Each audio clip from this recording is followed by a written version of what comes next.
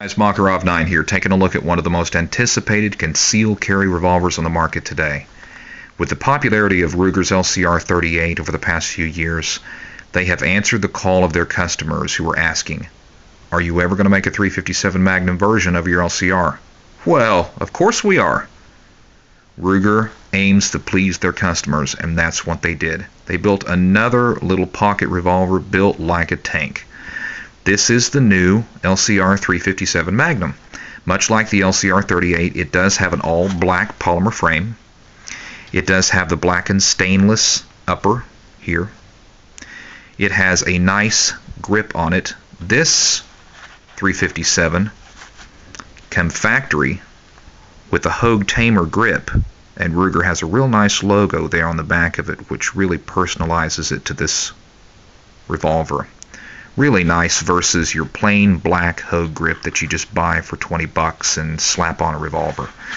Gives you a whole lot to hang on to, just enough, not too much. Easy to conceal, easy on the hand. The back strap of the grip comes up kind of high, so it protects the web of your hand when those full Magnum loads come slamming back when you shoot this little short 2-inch barrel.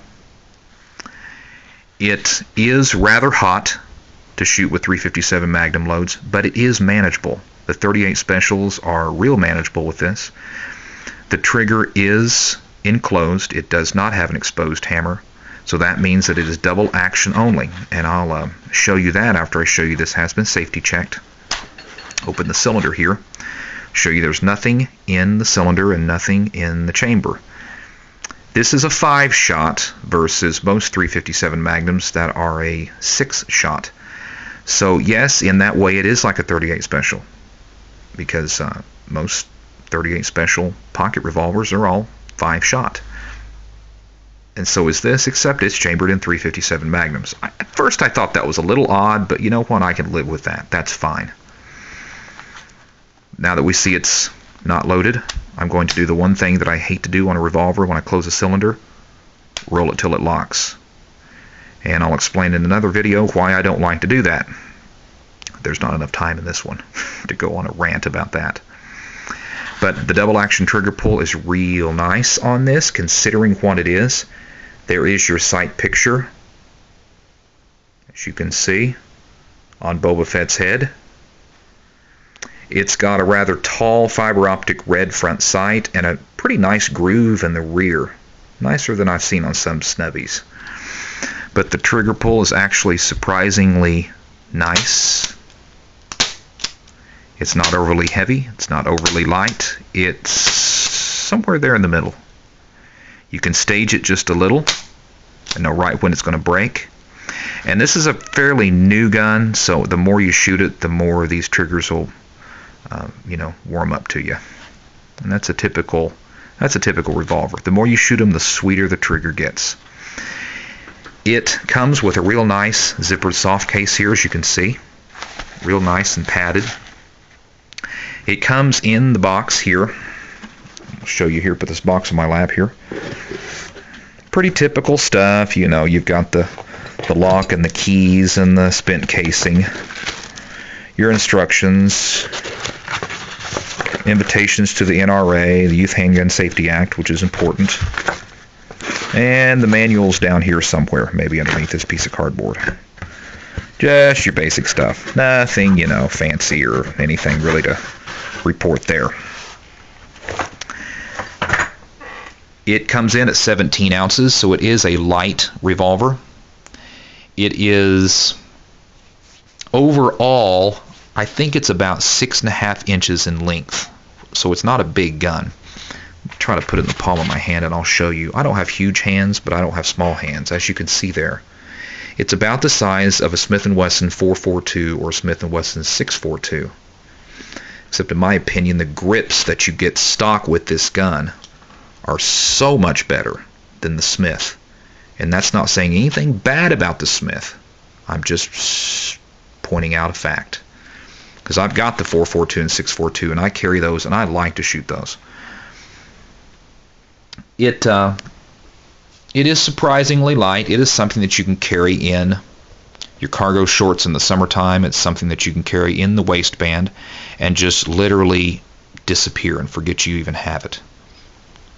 When you need it, you've got it, and you don't have to worry about carrying a big, heavy revolver.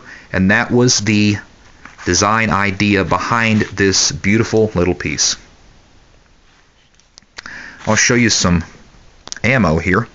This is your standard 158 grain. No, wait a minute. This is 130 grain Full Metal Jacket 38 Special. This is your 38 Special Plus P. This is your jacketed hollow point 357 Magnum and your soft point 158 grain, which is your basic 357 Magnum.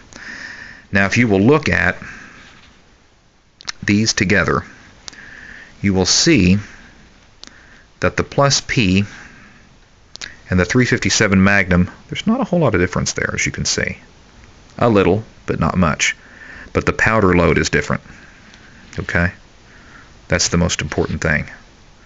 This is why you can shoot 38 Special and 357 Magnum out of the same revolver, because the casings are the same size.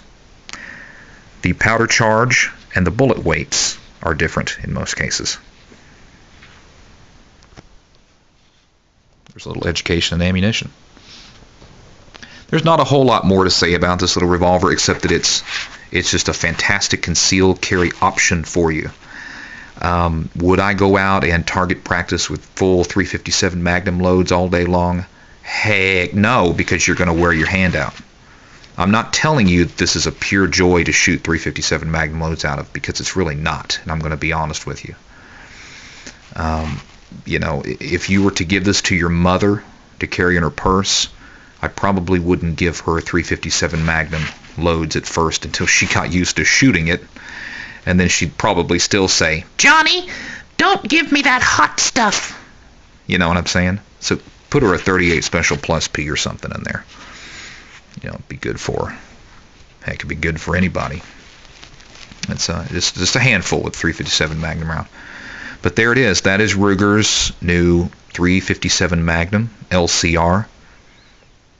Beautiful piece. I recommend it. I'm going to carry it.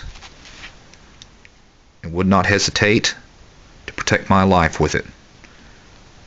I've already shot it enough to know that it is 100% reliable and accurate enough. And there you go.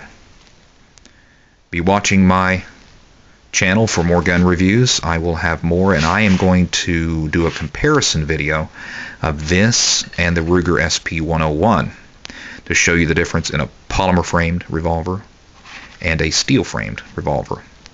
Not a whole lot different in the size either, surprisingly. Now, my SP101 is a 3-inch barrel. That'll be different, but other than that, be looking for that review. Thank you, YouTube. I will catch you later.